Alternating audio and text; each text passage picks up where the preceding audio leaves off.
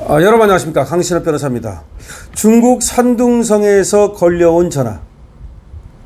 중국 산둥성에서 걸려온 전화. 악마의 전화. 어차피 한국선 우리를 못 잡는다.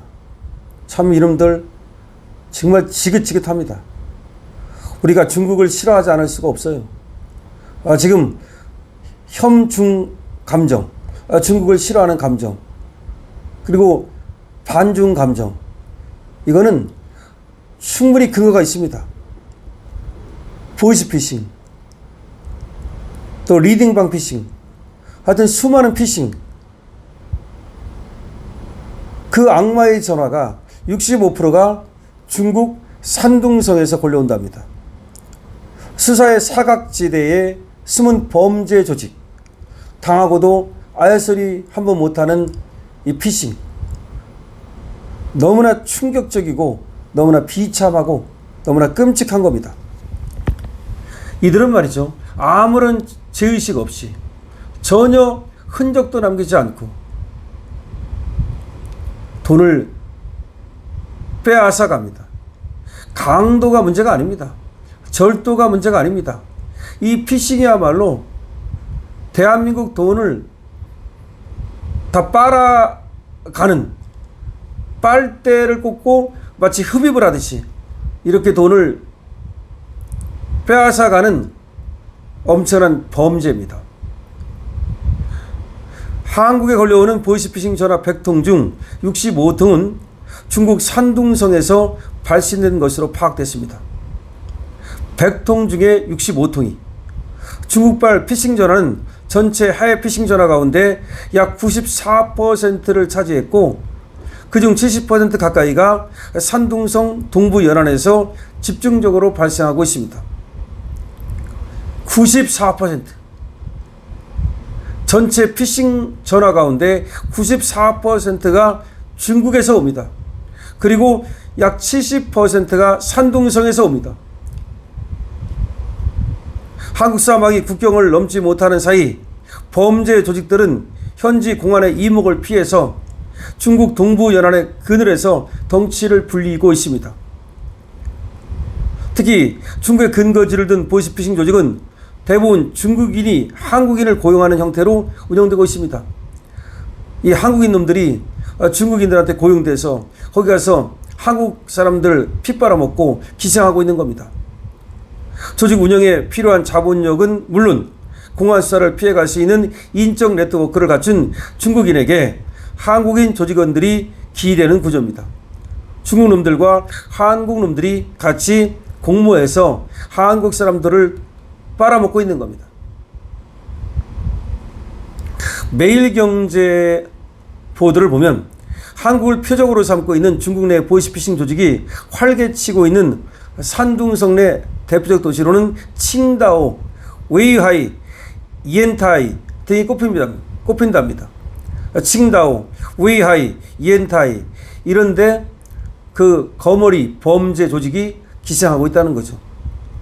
한국을 노리는 보이스피싱 조직 대부분이 중국의 근거지를 마련한 것은 중국이라는 폐쇄 국가의 특성상 현지에서 한국의 수사가 영향력이 크지 않기 때문이라는 겁니다. 즉 중국에 가서 한국 경찰이 수사를 하기가 쉽지 않기 때문이라는 거죠. 정말로 중국이야말로 한국에 너무나 많은 피해를 끼치고 있습니다. 지금 쟤들이 저렇게 빨아들이는 돈이 1년에 몇십조입니다. 몇십조. 중국 공안이 한국을 표적으로 삼는 보이스피싱 조직에 대한 관심이 낮다는 것도 문제입니다. 우리가 보이스피싱을 잡으려고 하지만 중국 공안들은 거기에 관심이 없습니다. 한국인을 표적으로 삼는 보이스피싱 조직은 중국인에게는 피해가 없기 때문에 공안들은 중국인한테는 피해가 없으니까 걔들을 잡으려고 안 합니다. 이놈들은 중국에다가 본거지를 마련해 놓고 한국 사람들을 타깃으로 해서 범죄를 저지르는 겁니다. 그러다 보니까 중국 공안들은 중국 사람들한테는 피해가 없으니까 그 범죄 조직을 잡는데 관심이 없습니다. 보이스피싱에 약 3천만 원을 잃은 한 중년 여성은 범죄 조직을 일망타진해달라고 그렇게 호소하고 있고, 그것이 시민덕기라는 영화로 만들어지기도 했습니다. 뭐 3천만 원 뿌리겠습니까? 몇 억씩, 많게는 몇 십억씩 보이스피싱을 당하고 있는 것이 현실이고, 우리나라에서 지금 저렇게 보이스피싱으로 중국 조직한테 빠져나가는 돈이 그야말로 1년에 50조 원을 육박합니다. 그것도 지금 통계가 그렇다는 거지, 통계 잡히지 않는 것까지 하면 그게 100조 원인지 200조 원인지 알 수가 없습니다. 왜냐하면 당하고도 사실상 신고를 안 하는 사람들도 있고, 신고가 됐다 하더라도 그것이 통계가 제대로 잡히는지도 의문이기 때문에, 정말로 한국에서 보이스피싱으로 여러 가지 피싱으로 빠져나가는 그런 돈이 어마어마하다는 것은 공지의 사실입니다. 지금 우리나라가 사실은 이 중국에 가서 중국과의 협조를 통해서 이 보이스피싱 조직을 일망타진해야 되는데, 아까 말씀드린 것처럼 중국이라는 나라가 협조를 별로 안 하기 때문에 사실은 말이죠, 지금 무방비 상태로 있는 겁니다. 그래서 한다는 짓이 그냥 전달책, 그 다음에 또 자금 빼가지고 연결하는 연결책, 이런 애들만 그냥 피라미들만 잡고 말이죠. 그 다음에 대가리는 하나도 잡지 못하고 피라미들만 잡아가지고 뭐 징역 2년 3년 살리고 뭐 그런 식으로 해서 보이스피싱을 갖다가 근절하겠다 그러는데, 이게 되겠습니까? 지금 한국 수사기관이 이 치해복권적 현실에 속수무책입니다. 완전 속수무책입니다. 인터폴 적색 수배를 통해서 공조를 요청해도 중국 당국은 아까 말씀드린 것처럼 자국 내 피해가 없기 때문에 체포나 소환에 소극적입니다. 경찰 주재관이 중국 전역에 파견돼 있지만 외교부 소속이기 때문에 재국민 보호 업무를 우선시하는 거지, 얘들은 보이스피싱과 같은 그런 수사 범죄 사건에 집중하기가 어렵습니다. 그러니까 외교관들이, 그러니까 뭐 경찰 주재관이라고 있지만 외교부에 얘들이 수사를 할 수는 없다는 거죠. 그럼 경찰청 소속 경찰들이 파견이 돼가지고서 중국 공안과 협력을 해가지고서 얘들 일망타진하는 그런 수사를 해야 되는데, 지금 그게 안 되고 있습니다.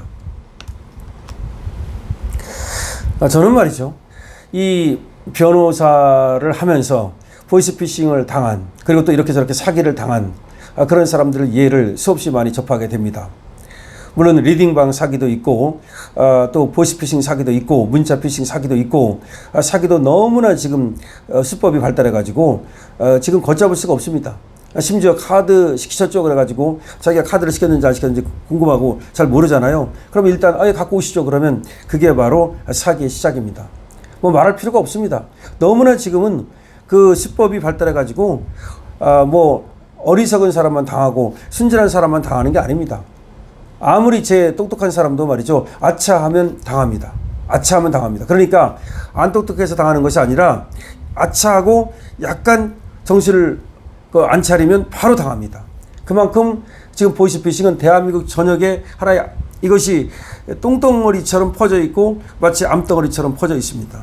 대한민국을 지금 가장 힘들게 하고 대한민국 사람들을 갖다가 가난하게 하고 지금 공포에 떨게 하는 것이 바로 이 보이스피싱입니다. 문자 피싱이든 보이스피싱이든 하여튼 모든 피싱, 이 피싱이 더군다나 지금 중국에서 94%가 전화가 걸려온다. 그리고 그 중에 70%가 산둥성에 있다. 이거 산둥성을 갖다가 그럼 우리가 수사를 해가지고 일망타진할 수만 있다면 얼마나 좋겠습니까? 그런데 중국이 여기에 대해서는 전혀 협조를 안 합니다. 근데 우리가 중국을 좋아할 수 있겠습니까? 당연한 겁니다. 협중 이 감정은 당연한 거고 반중 감정은 당연한 거고, 중국이 저런 식으로 한국에 대해서 피해를 끼치고 그 피해를 갖다 남으라 하면 한국과 중국의 관계는 좋아질 수가 없는 거예요. 중국에 쇄시할 수가 없는 거예요. 우리 국민의 그 어마어마한 피눈물을 알면서도 중국에 쇄시할 겁니까? 여러분 어떻게 생각하십니까? 여러분들의 의견을 댓글로 많이 남겨주시기 바랍니다. 강신업TV에 대한 응원은 좋아요와 구독으로 주시면 감사하겠습니다. 강신업TV입니다.